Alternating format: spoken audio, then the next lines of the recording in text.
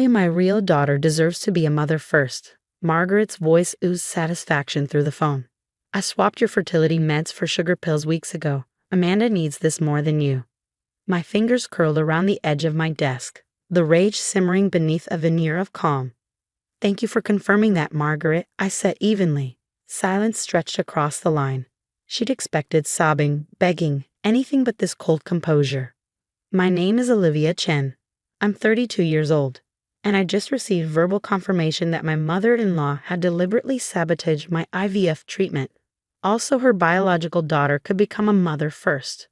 What Margaret didn't know was that I'd already discovered her treachery 3 weeks ago. What do you mean? She asked, her smugness beginning to fray. Nothing, I said smoothly.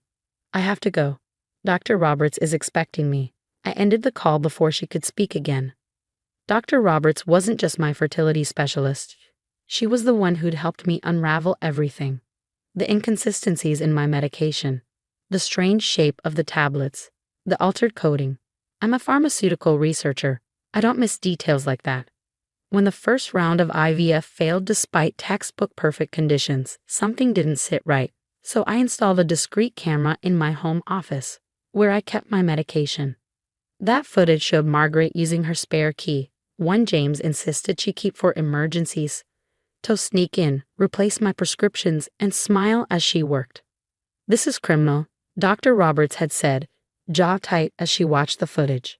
Tampering with fertility drugs isn't just cruel, it's a felony. Together, we laid a trap. I faked a second round of treatment, preserved every swapped-out pill, and documented each step. And now, with Margaret's confession on record, we had everything we needed. My phone buzzed. Amanda. Mom told me the good news. I'm pregnant. Guess you'll have to wait your turn.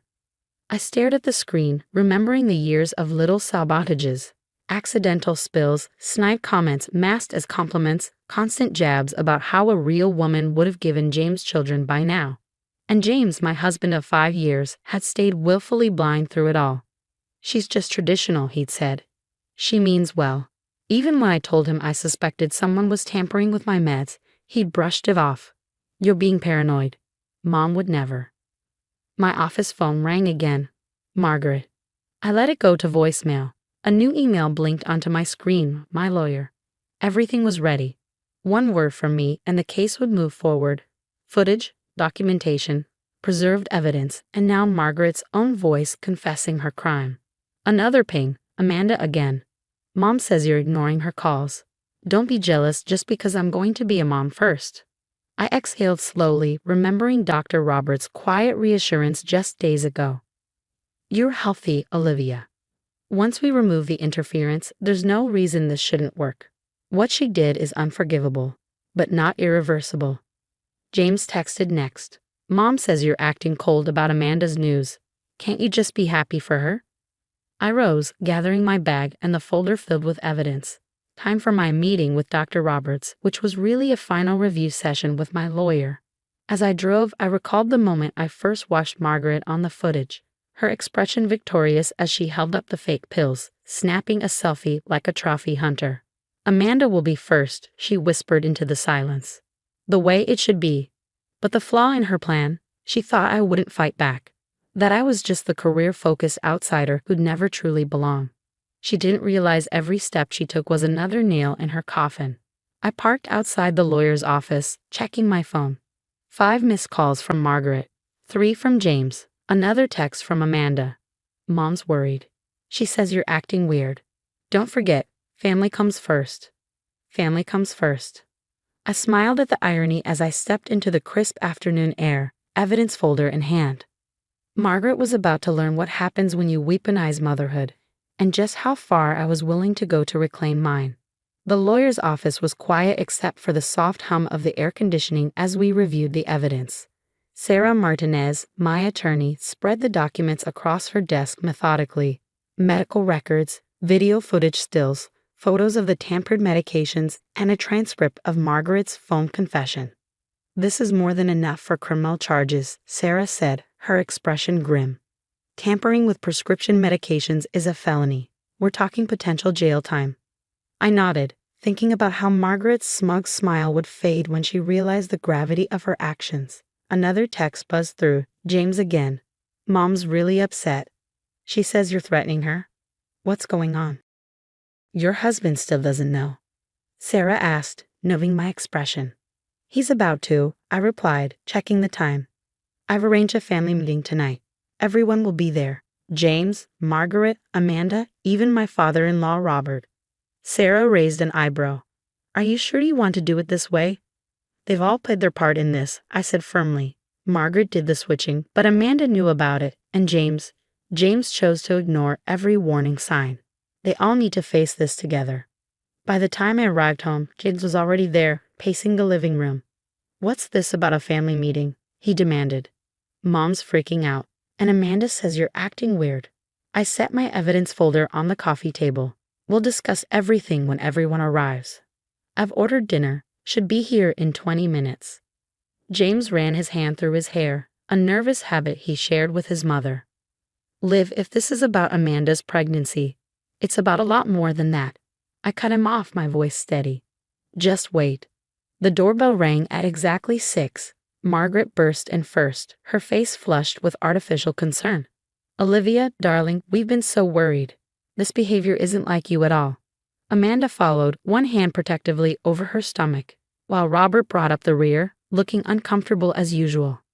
I gestured to the dining room where I'd set up my laptop. Please, everyone have a seat. There's something you need to see. Really, Olivia? Margaret started, if you're upset about Amanda's blessing. Play the video, I said to James, who stood near the laptop. He hesitated, then pressed play. The footage was crystal clear. Margaret entering my home office, carefully switching my medications, taking selfies with the fake pills. The audio picked up her running commentary perfectly. Amanda deserves this. Olivia's too career-focused. My real daughter should be first. The color drained from Margaret's face. Amanda's mouth fell open. Robert stared at his wife in horror. But it was James' reaction that hurt the most. The way his eyes widened in recognition, finally forced to acknowledge what he'd refused to see. Turn it off, Margaret demanded, her voice shrill. No, I said calmly. There's more. I placed the medical documents on the table. Dr. Roberts documented everything. The tampered medications, the failed treatment due to interference, the potential health risks of switching prescription drugs. You were spying on me. Margaret tried to sound outraged, but fear had crept into her voice. No, Margaret. I was protecting myself. After years of your sabotage, I knew to be careful. But this? I held up the video stills. This crossed a line. You interfered with medical treatment. You tampered with prescription medications. You potentially put my health at risk. Mom, Amanda's voice was small. You said those were just vitamins you were switching. I turned to my sister-in-law. You knew? Amanda's silence was answer enough. James stood up abruptly, his chair scraping against the floor. How could you? He asked his mother, his voice cracking. How could you do this to my wife? Margaret's facade finally cracked. I did it for Amanda. She deserves to be a mother first. Olivia's not even family. She's just some career woman Who what? I interrupted. Who loved your son. Who tried for years to be part of this family despite your constant undermining. Who wanted to give you grandchildren but had to watch you sabotage that dream. Robert spoke for the first time. Margaret, do you realize what you've done? This is criminal behavior. Actually, I said, pulling out one final document, it's worse than that. I slid the paper toward Margaret. This is a cease and desist letter from my lawyer. We have enough evidence for criminal charges, but I'm giving you a choice. The room fell silent as Margaret stared at the letter, her hands shaking. James moved to stand beside me, finally choosing a side after years of walking the fence. What kind of choice? Amanda asked, her hand still protectively over her stomach. I met Margaret's eyes across the table. You have 24 hours to decide. Either you seek counseling, admit your actions to the entire family, and stay completely out of my medical decisions, or we press charges. Your call. I met Margaret's eyes across the table. You have 24 hours to decide. Either you seek counseling, admit your actions to the entire family, and stay completely out of my medical decisions, or we press charges. Your call. The next 24 hours transformed our family completely. Margaret, faced with irrefutable evidence and the threat of criminal charges, crumbled. Her carefully constructed image of the perfect mother-in-law shattered, leaving behind a woman who had to confront the consequences of her actions. She chose counseling. The family meeting where she had to confess everything was brutal but necessary. Aunts, uncles, cousins, everyone gathered as Margaret explained how she tampered with my fertility medications, how she prioritized Amanda's pregnancy over my health, how years of manipulation had led to this moment. I was wrong, she admitted, her voice small and unfamiliar. I convinced myself I was protecting our family's legacy, but I was just being cruel. Amanda, despite her pregnancy, couldn't look at her mother. The revelation that she'd been complicit, even in a small way, had shaken her. After the meeting, she pulled me aside, tears in her eyes. "I never thought it would go this far," she whispered. "Mom said she was just giving me a fair chance. But I'm so sorry, Olivia. I should have told you." James took it the hardest, learning that his mother had deliberately harmed his wife's chances of having a child. It broke something in him. He spent hours in our backyard that evening, just sitting and processing everything. When he finally came inside, his eyes were red. "I failed you," he said, taking my hands in his. "I should have believed you, should have protected you. I was so caught up in keeping the peace that I couldn't see what was right in front of me." I squeezed his hands. We both needed this wake-up call. 3 months later, our lives had shifted dramatically. Margaret attended weekly counseling sessions, working through her issues with control and favoritism. Robert, finally stepping up after years of passive acceptance, made sure she kept every appointment. Amanda's pregnancy progressed, but our relationship changed too. The competition Margaret had created between us dissolved, replaced by a tentative friendship. She started asking for genuine advice about pregnancy, sharing her fears and hopes without her mother's influence. "I want my baby to have cousins," she told me one afternoon over coffee. "Real family, not this twisted version Mom created." As for my IVF journey, Dr. Roberts started me on a new treatment plan. This time, with proper medication and without interference, things were different. The first positive pregnancy test came 6 months after the confrontation. I told James first, of course. He cried, holding me close and whispering apologies and promises. Then we told Amanda, who hugged me so tight I could barely breathe. Even Margaret, in her counseling-mandated boundaries, sent a simple text. "Congratulations, I'm truly happy for you both." The day I hit 12 weeks, we had another family gathering. Not for confrontation this time, but celebration. 2 pregnancies, 2 new lives growing, free from the weight of competition and manipulation. Looking around at our healing family, I caught Margaret watching me. She aged years in these months, the consequence of facing her actions. But there was something different in her eyes now. Not the calculating look I'd known for so long, but something softer, more genuine. "I have something for you," she said quietly, handing me an envelope. Inside was a letter, handwritten and tear-stained. An apology, not just for the medication tampering, but for every slight, every manipulation, every moment she'd made me feel less than. At the bottom was a promise, witnessed by her therapist, to respect our boundaries and seek help when her controlling urges surfaced. "I want to be part of their lives," she said, glancing at my stomach, "but I know I have to earn that right." James wrapped his arm around me, protective in a way he'd learned to be. "One day at a time, Mom," he said.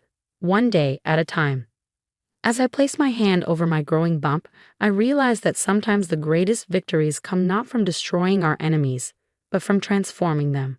Margaret's attempt to sabotage my happiness had backfired, creating instead a stronger family, one built on truth and accountability rather than manipulation and favoritism.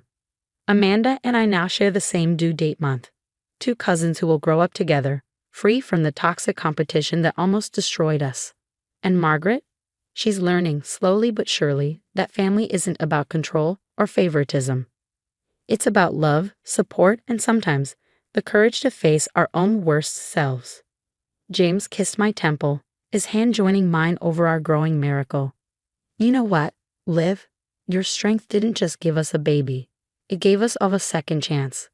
Looking around at our healing family, I couldn't help but agree. Sometimes the best revenge isn't punishment, it's growth. And we were all finally growing together.